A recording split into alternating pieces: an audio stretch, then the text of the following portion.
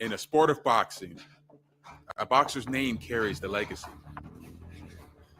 At any moment's notice, that very name could be challenged, and they will go to great lengths to protect it.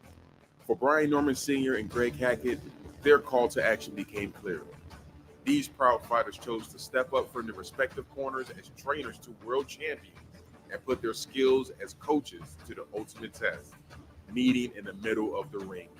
After all, what value is in a name if you don't protect it? BLK Prime presents Brian Norman Sr. versus Greg Hackett.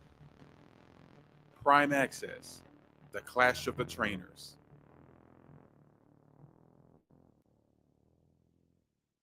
The reason all this came about is because it was a conversation being held on another channel. We was talking about his son, Norman Jr., Boots Ennis, who's from Philadelphia. He didn't like that I was questioning him about them not taking the fight. If you saw those things in the first place, why didn't you let your son go out there? Before Karen, you got the offer. So what that's telling me is you didn't believe your son could handle the job. You keep saying it's because of the money, but he was getting paid great money. My son is the test. At the same time, you still gonna pay for us to go over there and deal with that. He kept trying to come up with all these financial issues that they was having within negotiations that didn't make sense. He would have said, well, if you thought this, then why wouldn't you just take the money? For my son already to be 4 years ahead of what Jerron Ennis was, is just killing me that they want to make stories about why my son needed. No, we don't need to do anything. That's what you need to do. I tell you what, you still, however old you are, fighting, bro. Fighting for peanuts. I know you ain't fighting for shit. You know what I mean? Me and you are on two different playing fields. From your standpoint, I don't expect you to understand. My son has a trajectory. He's in line to do some bigger things. You are not. Out of nowhere, he says, you broke. Like, oh yeah, where you get that from? You don't even know me. I don't care about all that. I don't care about all that. Where you are. That's why you're still fighting for $400. But you don't know me. You don't know me. You trying to make it something else. You trying to make it something else. How you know? You seen where I live at? Have you ever seen my house? Broke this shit. So you know, you don't know, bro. You stay with your grandmama. Like I say, even on that video, you look, bro. You had like a broken smoke detector. It was all bad, man. Everything was right there. That's what made it mad. We talking about two fighters. He want to talk about money because you live in Atlanta and down there the houses is cheaper. Get the fuck out of here. Get the fuck. Everybody know down south. Everybody know down south. You take 200,000, you can get you a nice house. Up here, you gonna get you something all right. Everybody know that. And then he goes to show me like this old ass hot rod or something like that. Like, all right, I'm not a car guy. I don't care about no cars. Like, you know what I'm saying? I don't really. So that's where you got, where you ever seen the video of me turn around looking at the cars and just like, bro, what are we saying here? I doubt you even drive. I guarantee you on the bus. No, fuck all that. None of that. I don't care no more. Boots going to tear his fucking head off. And if his pop want to get in the ring or get in the parking lot with me, it's that.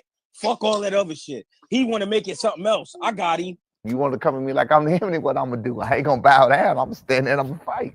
Every last one of them. So here we are. You know what I mean? We got to talking shit back and forth. I extended my hand to a fight because that's what gentlemen should do. That's what men should do. Whenever there's an issue, I think we should throw hands. Desmond from BLK Prime reached out to Coach Malachi.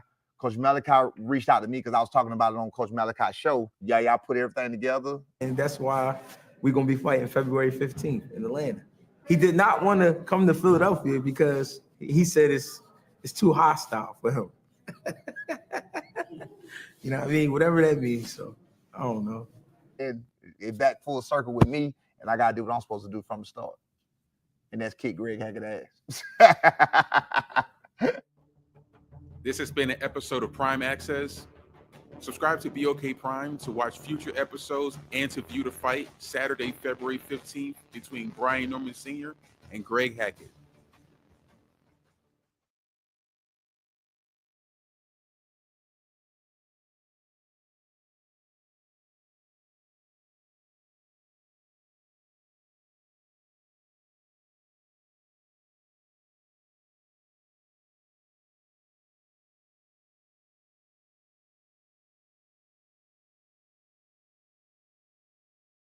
Go to great lengths to protect it.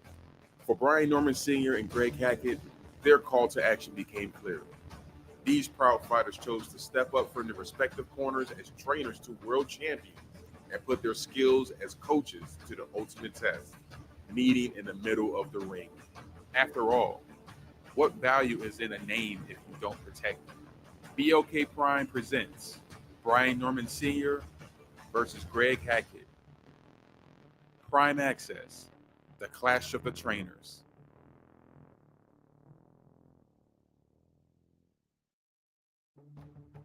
For Brian Norman Sr., this fight is more than just a fight. He sees this as his personal responsibility to carry his team on his back. He even keeps a permanent reminder, where else than on his own back. Y'all know what's going on my back. See, a lot of people don't even know what's on my back. Read the back. You got that? Assassin. It's on my back. What's on his chest? It had to start somewhere. That means I carry him on my back. Look, I literally carry him on my back. Not carried on my heart. I carry him on my back. I've been an assassin. I've been the OG. This shit didn't just start. I'm gonna be real. I be minding my business. I just be chilling. I'm really mellowed out. My daddy, on the other hand, he like to talk a lot. We went up there for 4 fucking years. All of these sparring sessions, you don't hear about none of it. Use your brain. When I see you, you know what it is. Got nothing to talk about. No, you the big bad light-skinned wolf. I'm waiting on you. It's my job to put this shit on my back. He running his mouth. You understand what I'm saying? You do this shit for play. Niggas who fight don't run around vaping all day. Niggas who fight don't run around just, yo, hey, yo, old head. Nah, nigga. Niggas who fight, who do this shit and really live life, then we go out and get it. As y'all gonna see, I put the whole squad on my back. Yes, you feel me? Yes, who the fuck he got on his back? Greg Hackett may not seem to carry the team on his back as Brian Norman Sr., but growing up in Philadelphia in the shadow of legendary boxers, he too has a responsibility to show up and show out in his fights. And they want us to talk about killing each other and shit, but it ain't that type of vibe. I mean, he got family, I got family. We doing what we love to do. That's all. Ain't no hate. I'm glad they made it happen though. Cause that way all the people that be talking, I mean, some pressure on them. It's a lot of dudes be talking too much. They won't dare get in there. It's a lot of them. Well, when I was 12 years old, my mother suggested that I go to the boxing gym because I was getting in fights every week. You know what I mean? I started picking up fighting in the streets probably around 6, 7 years old. It happened so much, I thought that it was, normal. And in Philadelphia, it is normal. So she said, you need to, channel your anger and go to the gym. Hey, I be calling, I said, man, look, I'm on my way. On my way is like an hour, get that oil right. Come on, stop that shit 20 minutes. A little smoke by the there you go, he's moving around. There you go. Yeah. It's Chevy moving. Yeah. No, this is a Lincoln. The Lincoln, oh shit, the Lincoln. I go to the gym, Waterview Recreation Center in Germantown, Philadelphia. When I walk in there, it's blood on the mat. You know what I mean? It smelled like sweat. There was dust everywhere, but it felt like the place to be. I mean, after going in the gym and understanding where you are and what's going on in here, think about it. What's better than punching somebody in the face and not getting in trouble for it? Hey. I mean, it's plenty of us that get angry every day about something or somebody, and you want to do something to them physically, but you know you can't because you'll get in trouble. Boxing gives you that lane to go ahead and get your shit off and not worry about anything. You know what I mean? You don't have to worry about nothing. You even shake hands when you're done. So what's better than that? I don't drink water, drink titty milk. You got some of that? Oh, get all my nutrients. Nobody was talking about Brian Norman Sr. fighting because it didn't matter, because his son is the fighter. Brian Norman is excited because he understands what's going on. You understand? He has a son that's a world champion right now. And because me and him shared some words and somebody had the bright idea that y'all should fight, and here we are. But the fact that he getting back in there, it opened up a whole new energy for him. So now he's feeling like he's alive again. That's what this is about, though. You know what I'm saying? Do I look like I'm playing? Do I look like I'm playing with him? Oh, hey, do you let little 45? No, I'm not playing with him, man. I ain't playing with him. They done woke me up, man. They fucked up. They should have left me fat. It should have left me happy. They say lean and mean, fat and happy. It should have left me fat and happy, baby. I ain't happy no more. At 45 years old, been out the ring 13, 14 years or whatever else, I'm willing to put what I know on the line against Greg Hackett to show that I know what I'm talking about and you do not. So I'm going to get that work. You feel me? I've been a fighter all my life. Probably brainwashed into thinking I was the baddest motherfucker walking by cousins. They used to use me literally, you know what I'm saying, when they had problems. Beat, get it. Never been afraid to fight, never been afraid to swing. I just always been a fighter. The boxing part came from Mike Tyson because I was already a fighter anyway. You know what I'm saying? When I saw him with Michael Spinks and I saw that, it amazed me. I just wanted to be a boxer from that point on in life ever. I'm from Atlanta, Georgia, but I was staying with my grandmother in Augusta, Georgia, and I started boxing in Augusta, Georgia. So she took me to the local gym. Tom Riders was a coach there, Augusta Boxing Club, and that's where I got my start. And I pretty much loved it ever since.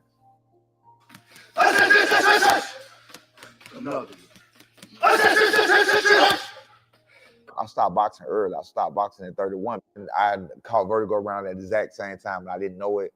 I would be coherent just like I am right now. I'm in the game with the business. They know I'm falling sideways while looking straight. I went up to the coach, and I didn't sit down on the stool. I told him. I said, it just happened again. They said, it's last hurrah. So then went out there, did my thing, and shit was over.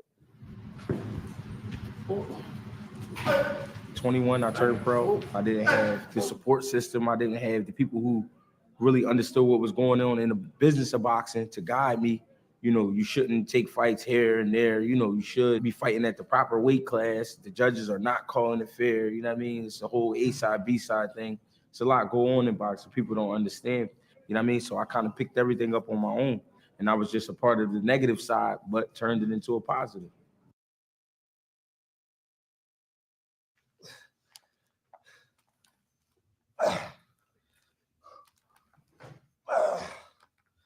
Yeah. Yes, sir. Can you imagine me years ago? Look at it. That's me knowing what the fuck I'm doing though. That's where my son come in, Brian Norman Jr., the youngest world champion in boxing now. Everything that I learned and the things that I went through, I just gave it to him, and he was able to pick up where I'm at. And he was levels above where I ever started at. Mentally and knowledgeable, I know what I'm doing. I know how to do it. I know the punch placement, but physically I couldn't do it no more. But I'm glad I still was experienced to able to get there. You was just a motherfucker. Cut up like Edward Scissorhands. All right. What I'm saying. So I was tough, cut up all of that shit, but that's a motherfucker with this knowledge. Right. So that's the difference. Yeah. So you gotta remember, that's a dangerous combination. I didn't want them to fight. I didn't, because I know the side, the bad side. I didn't know the good side. He got the people on his side. He on the A side. He got people looking out for him as opposed to trying to throw him in there and you know, take advantage of him or whatever. And then of course with me there too, I know what I'm looking for also. It just worked out like it was supposed to work out. Between two trainers getting in the ring fighting, yeah, it will be a chess match. It will be a mind game. You know what I mean? That's natural for that to happen. We've seen each other in person. We spoke to each other. We've been close enough to size each other up, but he really don't know, and I really don't know. You know what I mean? We just have an idea. So we do have to go in there and be on our best mental. You know what I mean? Coaches like to stand behind their knowledge. I'm one of those coaches, so I know that. You don't see coaches do shit like this. You get to see the old man of the world, that the trainer of the world champion, put his physical where his mouth is. And I'm gonna show you I mean what the fuck I say, and I'm gonna show you what I say. The best thing about this between me and Norman is we are leading by example. We're not just two guys talking about what the fighter should do. Instead, we gonna get in there and have to put some real work in. You know what I mean? So that way, when the young guys see it, they'll be inspired by that, because if these two older gentlemen could get in the ring and duke it out, what am I waiting for? Why am I trying to pick this guy and that guy when I can just, man, let's put it all on the line? This has been an episode of Prime Access. Subscribe to BOK Prime to watch future episodes and to view the fight Saturday, February 15th between Brian Norman Sr. and Greg Hackett.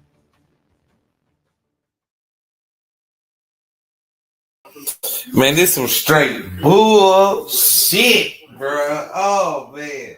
All right, so goddamn it.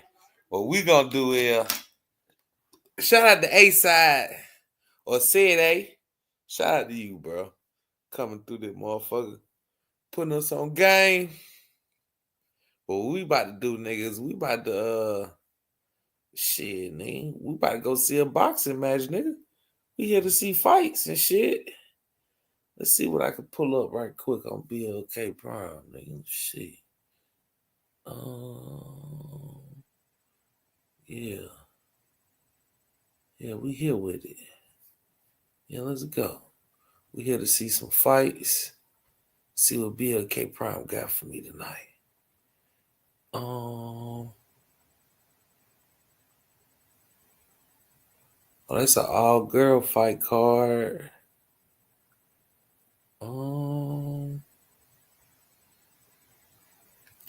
Recently added. Let's see.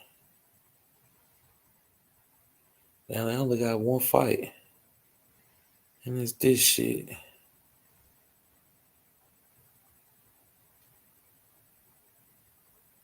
Well, ain't no wrong with saying some.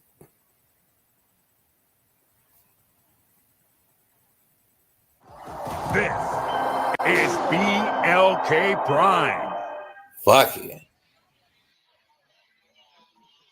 Buenas noches, bienvenidos, bienvenidas a una noche y una velada histórica. I know you lying. En el mejor hotel, todo incluido de Costa Rica, Condovac, La Costa. Primera pelea que llega a nombre de Sardimar y Sabanero Ruiz. La esquina roja. Oh, hell no. Y Carlos.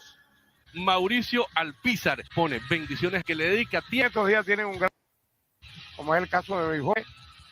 Comenzar financieros, afiliate en www.com. Oh, en qué lugar I can't get jiggy with this shit. Don Lázaro pues hace para Canal de Yoka, y nosotros acá Armando también esperando a que suene la campana para. He could come in here and interpret all this shit. I don't know what the fuck that nigga was talking about, kid. Let's see. What we got on pay-per-view over there? Let's see.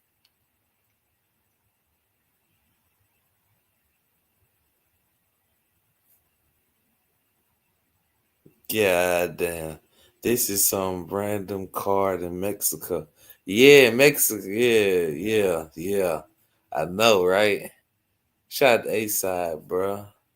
Man, they ain't got shit over there. All right. Let's go over here and see what they got for me. Nothing. Well, shit, nigga. Movie series, pay-per-views. It ain't none of the pay-per-view. Yeah. BLK Prime, boy, what the fuck y'all got over here? New releases, popular on Prime. Bro, what the fuck this app got to offer? Oh shit. What this is? This is BLK Prime. In California, we have Nightmare in the Arena, brought to you by G Squad Entertainment. Oh, we might have some. El Diamante Raul Marquez Oh, look at my himself, nigga Raul. boxing legend, The as boxing we are legend bringing right you there, guy. a We might be on fantastic something, evening filled goddammit. with goblins, ghouls, ghosts, and Selena. But this was around Halloween. As well as an action-packed boxing fight card coming your way, and it is all headlined by Gabe Flores Jr., the Stockton kid himself, Gabe as Flores. he is looking to finish off 2024 on a very high note. He has been on some sort of roll, Raul, as you have, with the way he's been able to bounce back from his defeat and roll off 4 victories. Yeah, you're right. After his disappointing defeat against world-ranked Giovanni Cabrera, he's won 3 straight fights here in Stockton. This is his 4th fight here. They love him here. He's a big draw. He's charismatic. And, me just talking to his father, Gabriel Sr., they've been working on different things in the gym. But most importantly, the most important thing is not being so flat-footed. He wants him back on his toes, being in and out. A lot of angles, a lot of lateral movement. He doesn't want him to stand in front of his opponent. A lot of feints, a lot of jabs, and he's going to need it tonight against the veteran Dennis Contreras, who has over 30 professional fights. He's got some good pop in his punches, got 22 knockouts out of his 24 wins. So trust me, this guy is coming all the way from Jalisco, Guadalajara, Mexico. He's not coming to lay down. He wants to give the crowd here in Stockton a big scare. He absolutely does. And Aaliyah, you have seen Gabe over this past 24 year, and he has been fantastic. What have you seen that's been really working for him, especially his last few fights? Yeah, it's been great to see Gabe's growth. He's been working with Nonito Donaire, and I've really been able to see that in the ring with his speed. He's been doing a lot, you guys, so make sure you stay tuned for the fight tonight. I'm excited to see it. I feel like Gabe's also been taking more time with his opponents. I don't know if you saw his last fight, but he went all 12 rounds, but he really gave him a run for his money, so I'm excited for tonight. I'm excited to see if it's going to be a knockout or if it's going to go the decision. What are you guys thinking? Absolutely. I mean, we'll see. I think Gabe Flores has a lot of momentum. It's going to be hard to stifle that, but as Raul, you said, with the tough opposition, a guy with veteran experience, it's not going to be easy for him. Not at all. I think he needs to use his boxing skills. He needs to pick his spots when he wants to trade with his opponent Contreras, when it's safe to trade with him. Give him angles, not stay in front of him. Just give him a boxing lesson. If he sees that he could get him out of there and hurt him, of course, go in for the kill. But if he's not, just play it safe and just get the win. Yeah, exactly. And as we mentioned, it's going to be an action-packed fight card. And we're going to be starting things off with the ladies, Liliana Alvarez against Vicky Zhao. They're going to be getting things going here, as it should be a very exciting fight, starting things off with the women, Aaliyah. Yeah, I'm really excited that we have some girls on this card. I'm really excited for Jenna's fight. What are you thinking? How are you thinking that one's going to go? Because the weigh-ins, did you guys see it yesterday? Their sizes look very, very different. Well, look, put it this way. Women's fight, they're always exciting. Sometimes they're more exciting than the guys' fight. Because you're a girl, you go in there and you just want to go at it. So they're always fun to watch. And well, when we look at Liliana Alvarez, when we talk about her and the way she's been getting going, she's trying to get into the win column, but she's been very competitive in those 4 fights. And that's one of those things about her. She's facing a woman in Zhao, making a professional debut. And Raul, you've been there before. When you make your professional debut, the jitters are there, the nerves are there. What can you tell a young fighter that we'll be seeing a couple of pro debuts tonight, especially in one like Zhao, where they got to get those jitters out of the way? Hey, just go back to your mind. It's about your mind. Did I have a good training camp? Did I do everything right? Just stay focused. Listen to your corner. Once the bell rings, all those jitters should go away. I'm sure she had some kind of amateur background. She's had a lot of sparring. She had the right training. So, once, like I said, the bell rings, she'll be good to go. Now, it's going to be a fantastic fight card. Our co-main event should be shaping up to be, we talked about pro debuts. the co-main event, two experienced prospects, both undefeated, in Dominic Francis and Julio Carrera. Yeah, And Aaliyah, when you talk about two young prospects undefeated, someone's always got to go. I know. I'm really excited to see that fight too, especially since you just said they're both undefeated. I really don't know how this one's going to go, you guys, but that's why this is such a great night of boxing. We really don't know what to expect. All right, you heard it from Aaliyah Orozco, Raul Marquez. We have a nightmare in the arena from Stockton, California. It's going to be a packed house here. Gabe Flores headlining our main event on BLK Prime. We'll be back with our first bout of the evening. This is BLK Prime. All right, let's send it up to Lupe Contreras as we are set for our first bout of the evening. You're right. You're absolutely right. But there is such a thing as two loops. How about now? Ladies and gentlemen, we welcome you to G Squad Entertainment's Nightmare in the Arena. Making her ring walk, Vicky Zhao.